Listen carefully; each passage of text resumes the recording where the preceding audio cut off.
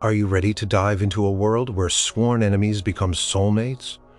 Where battle lines blur into lines of affection? The medieval era, roughly from the 5th to the 15th century, was a time of endless conflict, fierce loyalties, and dangerous divisions. But even amidst the clang of swords and the clash of faiths, love found a way to bloom in the most impossible places. Did hearts truly dare to defy kingdoms, families, and even religious divides for a forbidden touch, a whispered vow? You're about to find out. Number 9. King Edward IV and Elizabeth Woodville. The Wars of the Roses ripped England apart for decades, turning noble houses against each other in a bloody struggle for the crown. The House of York, symbolized by the white rose, fought the House of Lancaster. Imagine a kingdom where your neighbor could be your deadly foe, where families were torn and loyalty was tested at every turn. Into this chaos stepped Edward IV, the young puddock and victorious king of the Yorkist faction. He was tall, handsome, and undeniably a catch, especially after he crushed the Lancastrians at Towton in 1461, taking the throne. Everyone expected him to make a powerful political marriage, perhaps to a French princess or a Spanish infanta, to secure alliances and strengthen his new reign.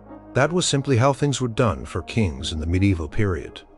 But Edward, it seemed, had other plans. He met Elizabeth Woodville, a woman who on the surface seemed completely unsuitable for a queen.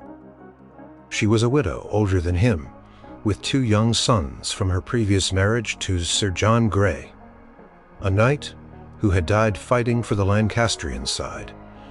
Edward's enemies, her family, the Woodvilles, while noble, were not among the highest echelons of the English aristocracy, and they had traditionally been aligned with the Lancastrians. Her mother, Jacquetta of Luxembourg, was a duchess, but her father, Richard Woodville, was a mere knight when he married Jacquetta. This background made Elizabeth a surprising choice, to say the least. Historians suggest that Edward was captivated by Elizabeth's beauty, intelligence, and grace. She was described as exceptionally lovely, with long blonde hair that reached her knees. The story goes that Edward first encountered her when she sought his help in reclaiming her deceased husband's lands for her sons. She knelt before him a vulnerable widow, and her plea, combined with her striking appearance, immediately drew the king's attention. He was smitten truly and utterly. Their courtship was a private affair, kept secret from the powerful lords and advisors who expected a strategic union for the king. Edward, known for his fondness for women, initially tried to make Elizabeth his mistress. However, Elizabeth, a woman of principle and piety, refused. She famously told him that she was not high enough to be his queen, but too good to be his mistress. This steadfast refusal, rather than deterring Edward, only deepened his admiration and desire. He was accustomed to getting his way, and Elizabeth's refusal to compromise her virtue must have been incredibly appealing to a king surrounded by flatterers and those who sought only to gain favor. So, in a move that shocked everyone, Edward secretly married Elizabeth on May 1, 1464, at Grafton Regis in Northamptonshire. There were only a handful of witnesses present, including Elizabeth's mother. The news of the marriage was kept under wraps for several months, partly because Edward knew the backlash it would cause among his powerful counselors, particularly his chief advisor, Richard Neville, the Earl of Warwick, known as the Kingmaker.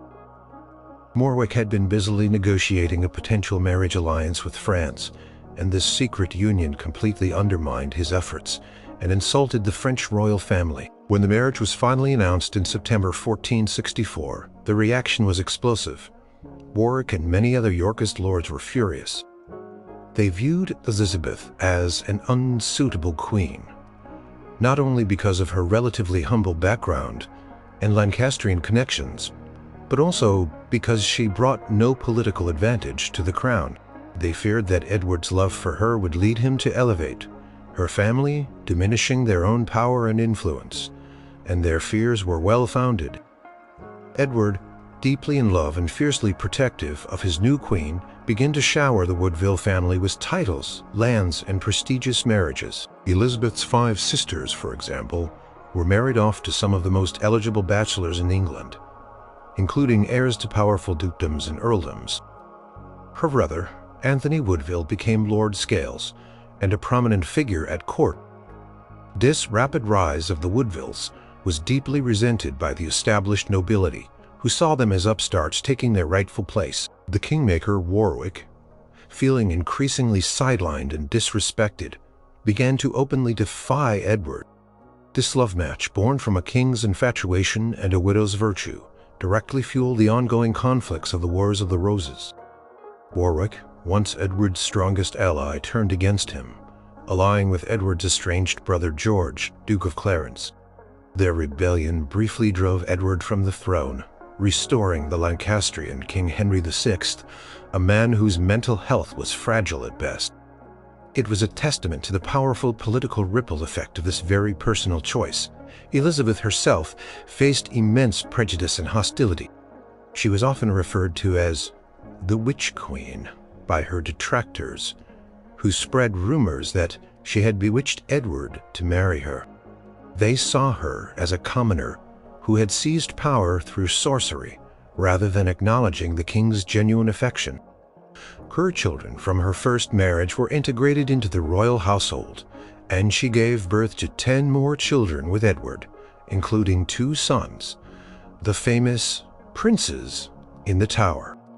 Despite the political turmoil and personal attacks, Edward and Elizabeth's marriage seems to have been genuinely affectionate. Edward, unlike many kings of his era, did not take a mistress after marrying Elizabeth.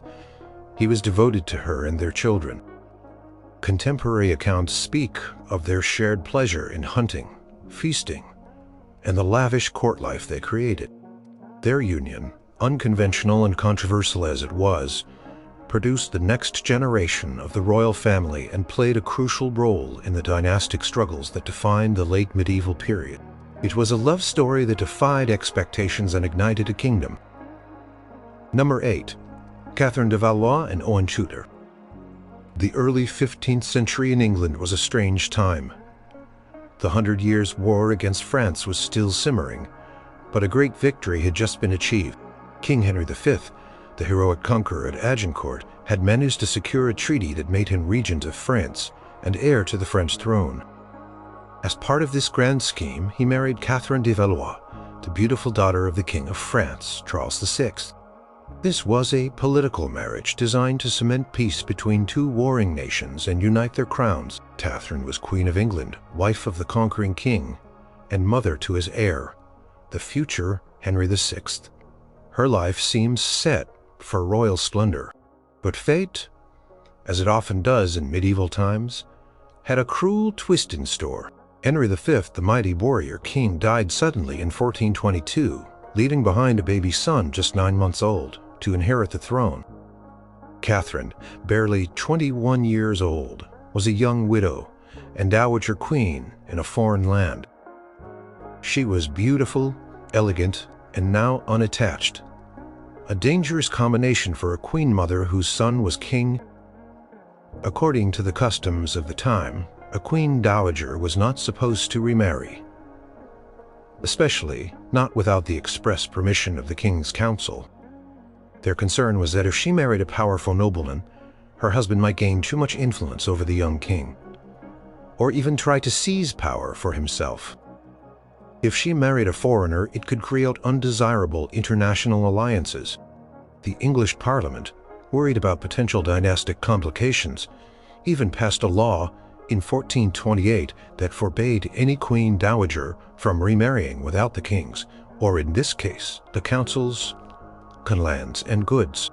Despite these strictures, Catherine found herself drawn to a man who was everything her royal advisors would have deemed unsuitable. His name was Owen Tudor. He was not a high-ranking nobleman, he was a Welshman from a gentry family in Anglesey.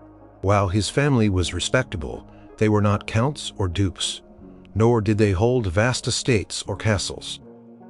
Furthermore, Wales had only recently been fully brought under English control. After centuries of conflict and numerous Welsh rebellions, the lingering resentment and ethnic tensions between the English and the Welsh meant that a union between the English queen and a Welshman, even a seemingly loyal one, would be considered a major breach of social and political boundaries. He was, in a sense, from enemy lines, not a literal battlefield enemy, but from a people recently subdued, whose loyalty was always under scrutiny.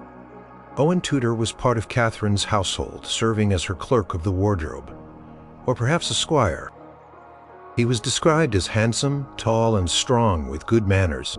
The exact circumstances of their meeting and the development of their relationship are lost to history, shrouded in the secrecy that their forbidden love demanded. What we do know is that a deep affection blossomed between the widowed queen and her Welsh attendant. Their relationship was a scandalous secret for many years. It was not a formal church-sanctioned marriage in the eyes of the English law, but it was certainly a deeply committed personal union. Some historians believe they married in secret around 1429, possibly after a period of being lovers. They had at least 6 children together, 4 sons and 2 daughters, a clear sign of a lasting relationship. The fact that they had so many children, and that their union was eventually discovered, underscores the strength of their bond and their willingness to defy societal norms and legal prohibitions. The first hint of their illicit union emerged when one of their sons, Edmund, was born. The scandal slowly began to leak out. When their relationship was finally discovered in 1436, it caused a massive uproar at court. King's Council, led by Henry V's brother Humphrey, Duke of Gloucester, was outraged.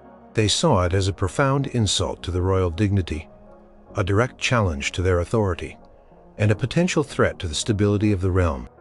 How could the mother of the king possibly stoop to marry a mere Welsh gentleman? Catherine was immediately removed from court and sent to Bermondsey Abbey, a traditional place for disgraced or retired royal women. Owen Tudor was arrested and imprisoned in Newgate Prison. Then later in Windsor Castle, he managed to escape from Windsor only to be recaptured. The story of his escape and recapture highlights the drama and tension surrounding their forbidden love.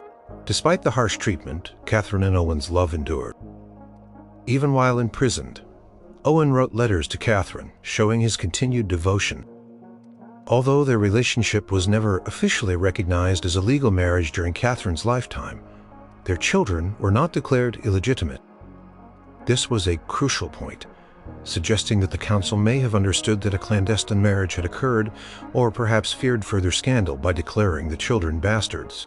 Catherine died in 1437, likely from complications related to childbirth. At Bermondsey Abbey, separated from her love, Owen Tudor was eventually released after her death. Their children, despite their scandalous origins, were eventually recognized and raised as members of the royal family. Their eldest son, Edmund Tudor, was later ennobled as the Earl of Richmond and married Lady Margaret Beaufort, a descendant of the Lancastrian royal line. Their son, Henry Tudor, would go on to defeat King Richard III at the Battle of Bosworth Field in 1485, ending the Wars of the Roses and establishing the Tudor dynasty, one of the most famous and powerful royal houses in English history. So a love story born of defiance across class and ethnic divides led to the founding of a new royal line. Catherine de Valois and Owen Tudor defied everyone and everything for their love, and in doing so, changed the course of English history forever. It was a love that literally created a new future for a nation. Number 7. Floris and Blanchefleur. In the heart of the medieval storytelling tradition, where brave knights and fair maidens often faced incredible obstacles, there is a romance that perfectly captures the idea of love blooming across the fiercest of divides. The one between Floris and Blanchefleur. This story, popular across Europe in the 12th and 13th centuries, is a tale of a Christian prince and a Muslim princess. A love that bravely crosses the lines of religion, culture, and social status. It was a story told in many languages, from French to German, Dutch to English, showing its enduring appeal. The story begins in Spain, a land often depicted in medieval literature as a battleground between Christians and Muslims, a place where these two worlds constantly clashed. King Felix, a Christian ruler, had just conquered a city from the Saracens, as Muslims were often called in medieval texts. Among the spoils of war, he brought back many captives, including a young Saracen noblewoman. This captive was named Blanchefleur. King's queen, a Christian woman herself, took pity on Blanchefleur and brought her up alongside their own son, Floris. From a very young age, Floris and Blanchefleur grew up together in the royal court, sharing lessons, playing in the gardens, and learning the ways of the world side by side. They were inseparable like twins, and their bond deepened with every passing year. As they reached adolescence, their childhood affection blossomed into a passionate, undeniable love. They pledged their hearts to each other, promising to marry when they came of age. This was a love that defied the very foundation of their upbringing. Floris was the heir to a Christian kingdom destined to fight against the very people Blanchefleur belonged to. Blanchefleur was a Saracen, a captive, and a woman of a different faith considered an enemy by Floris's people. The king and queen, however, were not blind to the growing affection between their son and the Saracen girl. They were horrified. The idea of their Christian heir marrying a Muslim captive was unthinkable. It would be a disgrace to their royal house, a betrayal of their faith, and a political disaster. They tried everything to separate the young lovers. They tried to keep them apart, to forbid them from speaking or seeing each other. But love, as medieval poets often reminded, finds a way. Driven by desperation, the king decided on a drastic measure. He waited until Floris was away at school, studying in another city. While Floris was gone, the king sold Blanchefleur into slavery to a group of merchants.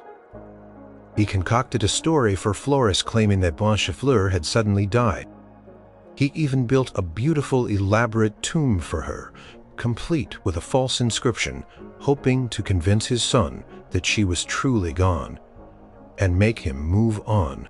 When Floris returned from his studies, he was devastated to learn of Blanchefleur's supposed death. He was inconsolable, filled with grief and despair. He even threatened to take his own life, convinced that his beloved was lost forever. It was only then that his mother, filled with remorse at her son's suffering, revealed the truth. Blanchefleur was alive, she explained, but she had been sold. She did not reveal that the king was behind it. Filled with a renewed sense of hope and determination, Floris immediately set out to find his beloved. He knew no peace until he found her. He took very little with him, only a ring that Blanchefleur had given him, and set off on a perilous journey. He traveled far and wide, following clues and asking questions, determined to track down the merchants who had taken her. His journey was long and dangerous. A testament to his unwavering devotion, he encountered many obstacles and faced many trials, but his love for Blanchefleur was his guiding star. Eventually, he learned that Blanchefleur had been sold to the Emir of Babylon, a powerful Muslim ruler who was known for his vast and luxurious harem. The Emir was said to have collected the most beautiful women from all over the world. This news, while confirming Blanchefleur's survival, also presented an even greater challenge. How could a Christian prince possibly infiltrate the heavily guarded palace of a powerful Muslim ruler, especially one so dedicated to keeping his treasures safe? Floris, undeterred, devised a clever plan. He arrived in Babylon disguised as a merchant and found the emir's master gardener, who was known for his kindness. Floris befriended the gardener and bribed him with a valuable golden cup. He explained his desperate quest, and the gardener, moved by Floris's story and perhaps enticed by the gold, agreed to help him. The gardener managed to smuggle Floris into the harem in a basket of flowers. Inside the harem, it was said that the emir kept his most treasured women in a magnificent tower.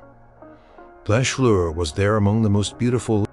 The women of the harem lived a life of luxury, but also confinement. Their only purpose to please the emir.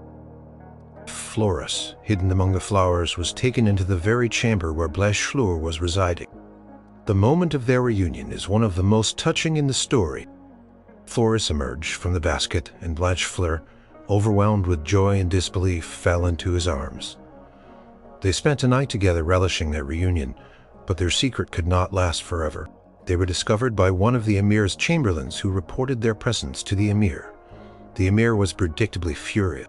He saw it as a grave insult to his honor and a crime punishable by death. Floris and Blanchefleur were brought before him, prepared for execution. The emir questioned Floris, who bravely confessed his love and his royal identity. He explained the entire story from their childhood together to his arduous journey to find her. The emir surprisingly was moved by their tale of unwavering love and devotion. He saw the genuine affection between them, a love that transcended religious and cultural barriers. He decided to spare their lives. In some versions of the tale, the emir is so impressed by their love that he even allows them to marry and return to Floris's kingdom. In other versions, Floris is eventually crowned emir himself, and Blanchefleur becomes his queen, bringing together the two faiths in a symbolic union. This story, Floris and Blanchefleur, was more than just a romantic adventure. It was a narrative that explored themes of forbidden love, perseverance, and the idea that true affection could bridge even the deepest chasms of medieval society. It was a story of hope, showing that even in a world defined by religious wars and cultural prejudices, love could conquer all, even if it meant risking everything. Number 6. Tristan and Isolde. This tale, one of the most enduring and tragic love stories from the medieval period, is more than just a romance. It is a story of sworn loyalty, battling against an overwhelming cursed love, all set against a backdrop. The legend of Tristan and Isolde, or Isolde, swept across Europe, told in countless versions by poets and minstrels from the 12th century onwards. It speaks of a love so potent it defies all reason, duty, and even the will of those involved. The story typically begins in Cornwall, a kingdom ruled by the good King Mark. His nephew Tristan is a skilled and courageous knight, renowned for his bravery and his musical talents.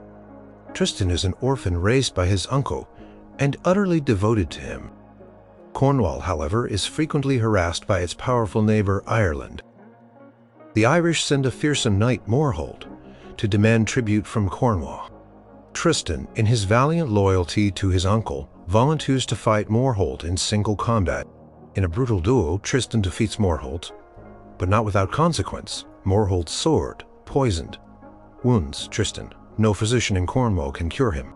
Desperate, and knowing that only the one who inflicted the wound can truly heal it, Tristan disguises himself as a minstrel and sets sail for Ireland, the very land of his recent enemy. This act of courage and vulnerability is a testament to his will to survive. In Ireland, he encounters Isolde, the daughter of the Irish king and queen. Isolde, a skilled healer and sorceress, possesses the knowledge to cure his poisoned wound. She is also, critically, Morholt's niece. She agrees to heal the mysterious minstrel, unaware of his true identity. As she tends to him, a subtle attraction begins to form between them. However, when she discovers a notch in Tristan's sword that perfectly matches a fragment she found in her uncle's skull, she realizes he is the killer of her kinsman, her family's sworn enemy. Furious, she plans to kill him, but he manages to dissuade her, explaining the circumstances of the duel. Despite this initial animosity and the revelation of his identity, Isolde completes his healing and Tristan returns to Cornwall, a living symbol of peace and defiance of the enmity between their lands. Back in Cornwall, the barons are pressuring King Mark to marry and produce an heir. Mark, having heard of Isolde's unparalleled beauty and healing prowess and perhaps influenced by Tristan's glowing descriptions, decides he wants to marry her. He sends Tristan back to Ireland to escort Isolde to Cornwall to become his queen. This is where the true tragedy of their love begins. Before Isolde's departure, her mother, the Irish queen, prepares a powerful love potion. This potion is meant to be drunk by Isolde and King Mark on their wedding night, ensuring a lifelong, unbreakable bond of love between them. She entrusts the potion to Isolde's loyal handmaid, Brangane, with strict instructions. During the voyage back to Cornwall, a fateful mistake occurs. Either by chance or by fate, Tristan and Isolde, feeling thirsty, mistakenly drink the love potion. The effects are immediate and overwhelming. They are instantly, irrevocably, and passionately in love. This is not a gentle affection, but a powerful, consuming obsession that dominates their wills and their lives. The potion, a symbol of their destiny, binds them together even as it dooms them. Their love is forbidden. Iseult is destined to be Tristan's uncle's wife, the Queen of Cornwall. Tristan is King Mark's most loyal knight, bound by honor and kinship. Their love crosses not only the newly formed peace between Ireland and Cornwall, a peace solidified by the marriage, but also the sacred bonds of loyalty, family, and feudal duty. They are caught between their overwhelming desire for each other and their obligations to King Mark. Despite their deep feelings, Iseult marries King Mark. For a time, Tristan and Iseult carry on their affair in secret, using various clever deceptions to hide their meetings. Brangane, Iseult's loyal servant, helps them, even sacrificing her own honor to protect Iseult's reputation. But whispers and suspicions abound at court. Courtiers, particularly the jealous dwarf Frosin and other envious barons, constantly try to expose them. They set traps, watch their every move, and accuse them to King Mark. Mark, torn between his love for Iseult and his affection and trust for Tristan, is deeply troubled. He often suspects them, banishes Tristan, or tests their loyalty, but repeatedly falls for their clever deceptions or chooses to believe their innocence out of love and a desire to avoid scandal. The tension builds with each new discovery, each accusation, and each tearful separation. Eventually, their affair is undeniable. Mark is forced to act. In a fit of rage and betrayal, he condemns Iseult to be burned at the stake and Tristan to be hanged. But Tristan, ever resourceful, escapes his guards and rescues Iseult from her terrible fate. They flee into the wild, living in the forest like outlaws, clinging to their love in poverty and hardship. After a period of living as exiles, their circumstances become too difficult. Their love, while consuming, is also a source of great sorrow and torment. They eventually reconcile with King Mark, though the relationship is never truly healed. Tristan is banished from Cornwall and flees to Brittany, where he tries to forget Iseult. He even marries another Iseult of the White Hands, out of a misguided attempt to move on. But his heart remains with his true love. The end of the legend is as tragic as its beginning. Tristan is wounded again, this time by a poisoned spear, and he sends for Iseult of Cornwall, knowing only her healing touch can save him. He arranges a signal. If Iseult is coming, the ship's sail will be white. If not, it will be black. As the ship approaches, Iseult of the White Hands, his jealous wife, sees the white sail, but tells Tristan it is black. Tristan, heartbroken and believing Iseult has abandoned him, dies of despair. When Iseult of Cornwall arrives and finds him dead, she collapses and dies beside him, their love overcoming even death. The legend of Tristan and Iseult is a powerful exploration of love, as a force beyond human control, a love that defies duty, societal norms, and the brutal realities of interkingdom conflict. It speaks to the idea that some bonds are forged by destiny, even if that destiny leads to heartbreak and ruin. It shows how love across enemy lines, even when accidental, can be the most potent and destructive force of all.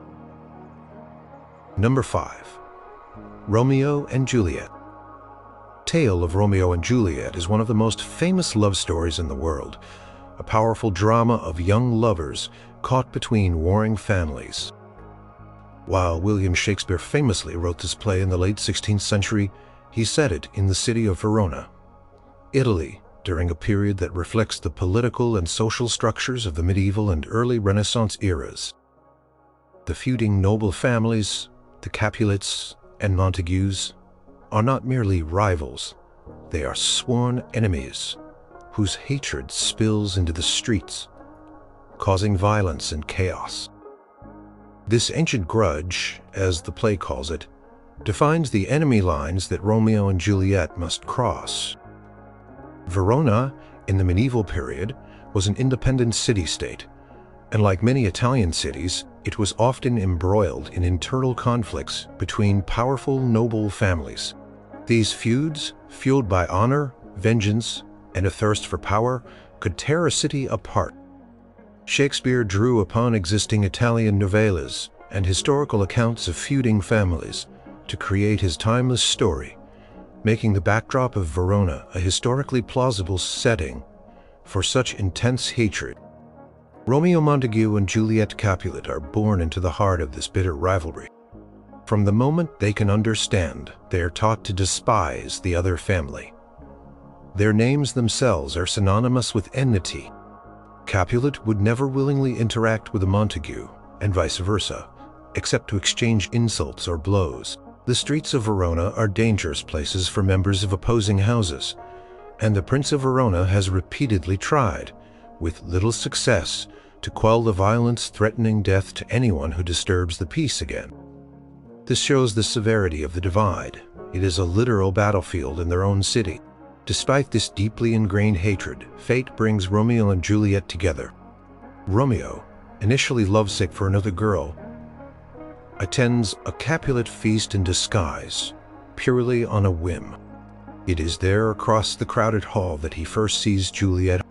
Their eyes meet, and in an instant the world of feuds and family hatred seems to vanish. It is a moment of pure, unadulterated love. At first sight, described with beautiful poetry. Did my heart love till now, forswear it, sight? For I ne'er saw true beauty till this night. Romeo declares. Juliet, equally captivated, feels the same immediate connection. They speak only a few lines, a famous sonnet exchanged between them, a poetic dance of devotion. It is only after their first kiss that they discover the horrifying truth. She is a Capulet, and he is a Montague. My only love sprung from my only hate, Juliet exclaims, recognizing the impossible barrier between them. Romeo, realizing the same, feels the weight of his family's curse. Their love, born in a moment of pure bliss, immediately becomes a profound act of rebellion against everything they have ever known. Their famous balcony scene, arguably one of the most romantic scenes in literature, shows the depth of their commitment. They talk about changing their names, about shedding the burdens of their family identities, all for the sake of their love. What's in a name? That which we call a rose by any other word would smell as sweet. Juliet famously says, arguing that their family names should not define their feelings. They exchange vows of love, promising to marry despite the unimaginable risks. This is a love that actively seeks to dismantle the enemy lines that separate them. With the help of Friar Lawrence, a wise and well-meaning Franciscan friar and Juliet's nurse, they secretly marry. Their hope is that their union will somehow, miraculously, bring an end to the ancient feud between their families. They believe that their love, if revealed, will be a powerful force for peace. This hope is a poignant reflection of medieval ideals of chivalry and the redemptive power of love. However, the forces of hatred and violence prove too strong. Immediately after their secret wedding, a tragic street brawl erupts. Tybalt, Juliet's hot-headed cousin, still enraged by Romeo's presence at the Capulet feast, challenges Romeo. Romeo, now married to Juliet, is Tybalt's kinsman by marriage and tries to avoid the fight, even expressing affection for Tybalt, much to Tybalt's confusion. Mercutio, Romeo's best friend, misunderstands Romeo's reluctance as cowardice and steps in to fight Tybalt instead. Tybalt kills Mercutio, consumed by grief and a desire for vengeance for his friend Romeo slays Tybalt. This act seals their fate. Romeo is banished from Verona by the prince, a sentence more terrible than death for the young lovers. Their secret marriage is worthless if they cannot be together. The tragic domino effect continued. To avoid marrying Count Paris, a match arranged by her parents, Juliet takes a powerful sleeping potion, concocted by Friar Lawrence, that will make her appear dead. Plan is for Romeo to be informed, and they will run away together after she wakes in the family tomb. But a crucial message fails to reach Romeo. He hears only that Juliet is dead. Driven by despair, Romeo returns to Verona, defying his banishment. He goes to Juliet's tomb, intending to die beside her. He encounters Paris there, kills him in a duel, and then, believing Juliet to be truly dead, drinks a vial of poison, and dies beside her. Moments later, Juliet awakens to find Romeo. Heartbroken and unable to live without him, she takes his dagger and stabs herself, dying beside her beloved. The discovery of their bodies finally forces the Capulets and Montagues to confront the devastating consequences of their hatred. Seeing their children dead, victims of their senseless feud, the families finally reconcile, pledging to erect golden statues in their memory. Romeo and Juliet is a story that resonates because it shows the immense power of love in the face of overwhelming adversity. Their love crossed not only the social and familial enemy lines, but also transcended the violence and hatred that defined their world. It is a cautionary tale, yes, but also a testament to the idea that love, even if ultimately tragic, can be a force capable of attempting to bridge the most impossible divides. It reminds us that even in the darkest corners of medieval society, where feuds ran deep and blood spilled easily, the human heart could still yearn for connection, peace, and unbreakable bonds of affection. Number 4. El Cid and Jimena. The Reconquista, the long period of Christian kingdoms slowly reclaiming the Iberian Peninsula from Muslim rule, was a time of constant warfare, shifting alliances, and fierce personal loyalties. Within this turbulent era emerged one of Spain's greatest national heroes, El Cid Campeador. His life, a blend of historical fact and heroic legend, is encapsulated in the epic poem Cantar de Mio Cid, and within his legend lies a remarkable love story, one that crosses lines of blood feud and personal vengeance. The tale of El Cid and Jimena Diaz. Rodrigo Diaz de Vivar, known as El Cid, a title derived from the Arabic Sidi, meaning Lord, was a Castilian nobleman and a military leader of the 11th century. He was a knight of formidable skill, courage, and strategic genius, fighting both for and against Christian and Muslim rulers, depending on the shifting political landscape. But before he became the legendary Campeador, or champion, he was a young man with a personal vendetta. The story of his love for Jimena begins with a brutal act of vengeance. According to the legend, the father of Jimena, Count Lozano, gravely insulted Rodrigo's elderly father, Don Diego. In a society where honor was paramount, this insult demanded a response. Rodrigo, fiercely protective of his family's honor, challenged Count Lozano to a duel. In the ensuing combat, Rodrigo killed Jimena's father. This act, while upholding his family's honor, immediately made him the sworn enemy of Jimena and her entire family. Jimena, a noblewoman of high standing, was now faced with an unbearable choice. The man who had slain her father was now a celebrated hero, a rising star in the court of King Ferdinand I of Castile. Her duty, according to the strict codes of honor and vengeance of the medieval period, was to seek retribution for her father's death. She demanded justice from the king, asking for Rodrigo to be punished. This was not a small request. In that time, blood feuds could escalate into widespread violence, drawing in entire families and their retainers. However, in some versions of the legend, something remarkable happened. Despite the deep-seated hatred and the personal tragedy, Jimena found herself drawn to Rodrigo. Perhaps it was his bravery, his charisma, or simply the undeniable force of fate.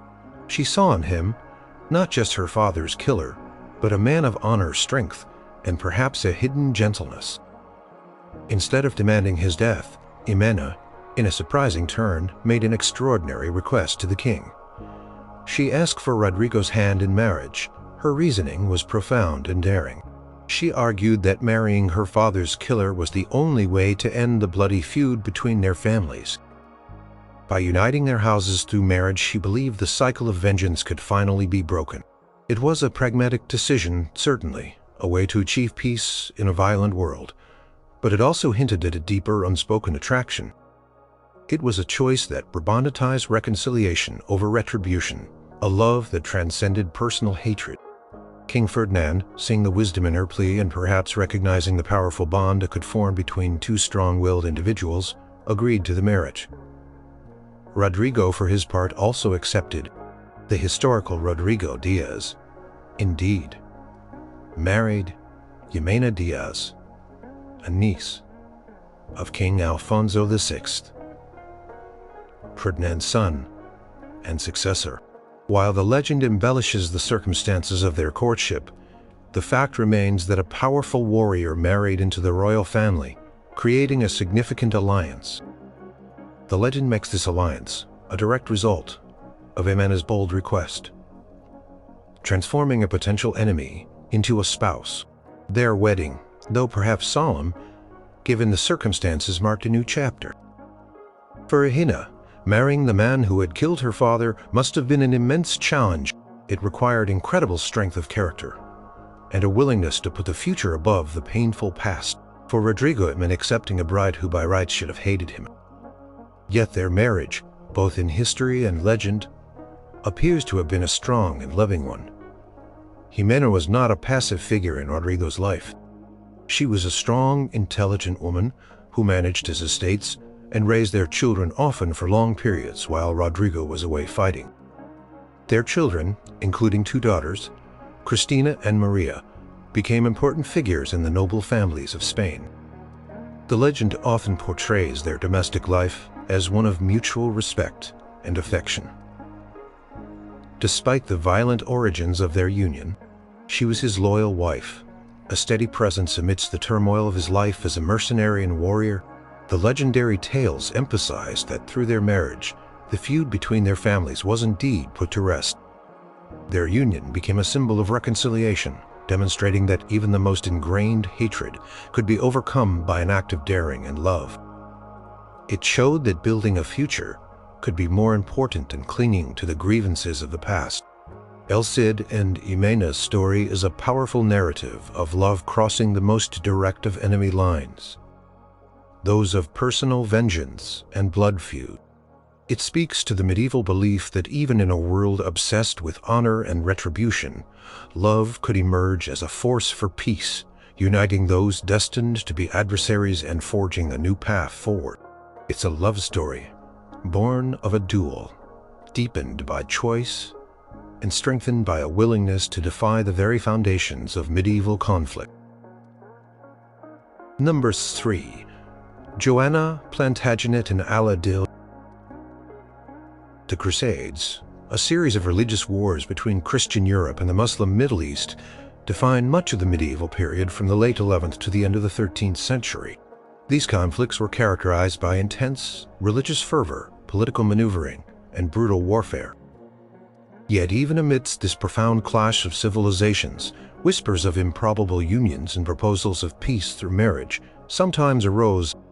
One of the most fascinating and audacious proposals for love across enemy lines involved Joanna Plantagenet, the sister of England's legendary King Richard the Lionheart, and Aladil, the brother of the formidable Muslim leader Saladin. In 1191, during the Third Crusade, Richard I of England arrived in the Holy Land to lead the Christian forces against Saladin, the Sultan of Egypt and Syria. Richard was a formidable warrior, and Saladin, a brilliant military strategist and cultured ruler, was his equally formidable opponent.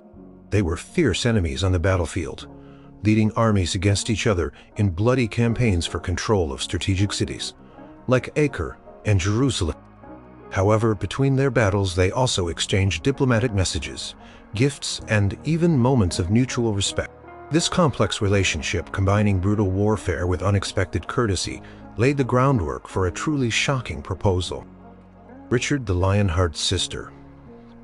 Joanna was a powerful and independent woman. She had been Queen of Sicily, married to King William II, and after his death she joined her brother on the crusade. She was renowned for her beauty, intelligence, and strong will, and she held a significant position as a royal woman in a male-dominated world. She was a valuable political pawn, and her hand in marriage was a prize for any powerful ruler. In 1192, as the Third Crusade reached a stalemate, and both sides were exhausted by years of fighting, diplomatic efforts intensified to secure a lasting peace. Richard and Saladin, through their intermediaries, began to discuss terms for ending the conflict. One of the most astonishing proposals to emerge from these negotiations was put forth by Richard himself, a marriage alliance between his sister Joanna and Saladin's brother, Al-Adil, known as Safaddin to the Crusaders. It was a proposal designed to create a bridge between two warring civilizations, a union of Christian and Muslim royalty. The idea was that Joanna would marry Al-Adil and they would jointly rule Jerusalem, a city sacred to both Christians and Muslims. The city would be open to pilgrims of all faiths, and their marriage would symbolize a lasting peace between the two great powers. Imagine the shockwaves this idea must have sent through both the Christian and Muslim camps. For Joanna, a devout Christian, marrying a Muslim prince would have been an unimaginable step. For Al-Adil, a prominent Muslim leader, marrying a Christian princess from the enemy's royal house would have been equally controversial. The proposal directly challenged the religious and cultural boundaries that had fueled decades of warfare. The specifics of the proposal were even more radical. Richard suggested that Al-Adil would be made king of Jerusalem and that Joanna would be queen. Their children would inherit the kingdom, and they would be raised as Christians, although they would rule over a population that was largely Muslim. This condition, that their children be raised Christian, was a significant sticking point for the Muslim side, who were naturally reluctant to agree to such terms. Contemporary chroniclers, both Christian and Muslim, recorded this remarkable diplomatic initiative. Ahmad ad-Din al-Isfahani, a Muslim chronicler and secretary to Saladin, noted the strange and unprecedented nature of the proposal. Christian chroniclers like Roger of Howden also detailed the negotiations. The proposal showed an extraordinary, albeit desperate, attempt to find a non-military solution to an intractable conflict, a solution based on an interfaith, cross-cultural union. However, despite the bold vision, the marriage never came to pass. While Al-Adil was reportedly open to the idea, particularly if it secured peace and a kingdom, Joanna herself strongly resisted. She reportedly declared that she would never marry a Muslim.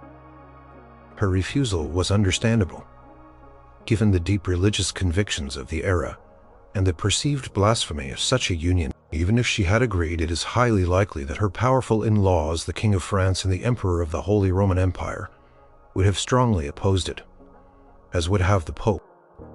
The Muslim leadership also faced internal opposition to such a radical arrangement. Ultimately, the political and religious barriers proved too strong for even a king's ambition to overcome. The proposal of Joanna and Al-Adil's marriage was a fascinating what-if moment in history, a glimpse into a potential future where love and diplomacy could have forged a lasting peace between two seemingly irreconcilable worlds. Though the marriage never materialized, the very fact that such a radical idea was seriously considered demonstrates the desperation for peace and the surprising willingness of leaders, even fierce enemies, to explore the most unconventional solutions. It remains a powerful example of how love, even in its unfulfilled potential, could be imagined as a bridge across the deepest chasms of medieval conflict. Number 2. The Knight and the Saracen Princess. Imagine a story told by traveling minstrels in the marketplaces of Europe, or whispered around castle fires after a long day of campaign. These were the captivating tales of the Knight and the Saracen Princess, a popular theme in medieval romance literature that explored the ultimate forbidden love across the ultimate enemy lines. Christian versus Muslim, East versus West. While specific historical figures are rarely identified, these stories, like Florus and Blanchefleur, we mentioned, were common enough to form a whole genre. They were not just fantasies. They reflected the deep fascinations and anxieties of a world shaped by the Crusades and the constant interactions, both violent and peaceful, between these two civilizations. These tales often began with a brave and noble Christian knight, perhaps on crusade or simply captured in battle. He is brought before a powerful Saracen lord, and there he meets the lord's daughter. She is invariably described as incredibly beautiful, intelligent, and possessing a captivating grace. She is often depicted as more open-minded or curious than her male relatives. and sometimes secretly drawn to the Christian faith, or simply to the chivalric ideals personified by the knight. The enemy lines here are as clear as they come: religious, cultural, and military. The knight is from the world of Christendom, fighting to reclaim the Holy Land, while the princess is from the world of Islam, defending her ancestral lands and her faith. Their connection defies everything they have been taught about the other side. They are supposed to be adversaries, destined for conflict, not affection. The love between them often develops in secret. Perhaps the knight is imprisoned and the princess, struck by his noble bearing or moved by his plight, visits him and tends to his wounds. Through their clandestine meetings, they begin to see each other not as symbols of their warring faiths, but as individuals. They learn about each other's cultures, beliefs, and hopes. The princess might be fascinated by the knight's tales of Christian Europe, his loyalty and his honor, while the knight might be enchanted by her beauty, her wisdom, and the richness of her culture. This exchange of understanding across such a profound divide is often what ignites their love. The obstacles they face are immense. Their love is forbidden by both their families and their societies. Discovery means certain death, or at the very least severe punishment and dishonor. The princess risks banishment, disinheritance, or worse, for falling in love with an infidel. The knight risks execution or eternal damnation for loving a Saracen. Tension in these stories comes from the constant threat of exposure, the desperate measures they must take to keep their love hidden, and the harrowing escapes they often must undertake. Many of these stories follow a similar pattern. The princess, driven by her love, helps the knight escape his captivity. She might betray her family, provide him with weapons, or even lead him through secret passages. Often she chooses to flee with him, abandoning her home, her family, and her faith for the sake of their love. This act of elopement is a powerful symbol of their defiance, a literal crossing of enemy lines that cannot be undone. The journey they undertake is often fraught with peril. They must evade pursuit from the princess's enraged family, navigate treacherous landscapes, and survive on their wits. The knight must protect her, and the princess often proves to be resourceful and brave in her own right. Their shared trials further strengthen their bond, proving the depth of their commitment to each other. Upon reaching Christian lands, a new set of challenges awaits them. The princess, now in a foreign land, often faces suspicion and prejudice. She must convert to Christianity, a necessary step for her to be accepted and for their marriage to be sanctioned. This conversion is sometimes depicted as a genuine change of heart, brought about by her love for the knight and her exposure to his faith. In other versions, it is a pragmatic decision, a price she must pay to be with her beloved. Her baptism is a symbolic act of abandoning her old world for a new one, a literal crossing of a religious boundary. After her conversion, they are finally married. The stories often end with their happy union, sometimes with the knight becoming a powerful lord and the princess a beloved lady, their love having overcome all obstacles. Some tales even suggest that their union helps to foster peace or understanding between their formerly warring peoples, a hopeful message embedded within the adventure. These tales of the knight and the Saracen princess were not just escapist fantasies. They allowed medieval audiences to explore anxieties and curiosities about the other, about different cultures and faiths. They offered a romantic lens through which to view the often brutal realities of the Crusades. More importantly, they celebrated the enduring power of love, portraying it as a force that could transcend the deepest divisions of the medieval world, proving that even across the battlefields of faith and empire, a human heart could find its match. They whispered that even in the heart of conflict, common humanity and powerful affection could bloom, no matter the enemy lines. Number 1. The Outlaw and the Lady. In the wild, untamed corners of medieval Europe, far from the strictures of noble courts and city walls, lived a different kind of love story. These were the tales of outlaws, men who had been cast out of society often for crimes or for defying corrupt authority. They lived by their wits in forests and mountains, relying on stealth and loyalty from their small bands. And sometimes their paths crossed with noble ladies, women accustomed to a life of privilege and protection, creating an improbable romance across the enemy lines of law and order. And the vast social chasm separating their worlds, these stories often tapped into a deep vein of medieval popular imagination. The idea of the noble outlaw, a figure like Robin Hood, who was a victim of injustice and lived by his own moral code. He was an enemy of the state, an adversary of the powerful lords and corrupt sheriffs, but a hero to the common folk. For a highborn lady, a relationship with such a man would be the ultimate act of rebellion against her family, her class, and the expectations of her time. Consider the common elements in such tales. A lady perhaps traveling through a dangerous forest or taking refuge from a tyrannical suitor encounters the outlaw. He is strong, cunning and modic, possessing a raw courage and a sense of justice that may be lacking in the polished lords of her own world. She, perhaps initially terrified, soon sees beyond his rough exterior, and his reputation as a criminal. She recognizes his hidden nobility, his honor, and his passion. The enemy lines in this scenario are multifaceted. First, there is the line between lawful society and the wilderness. The outlaw lives outside the king's peace, a constant threat to order. A lady who joins him crosses this line, abandoning her safe, structured life for a precarious existence in the woods. Second, there is the immense social divide.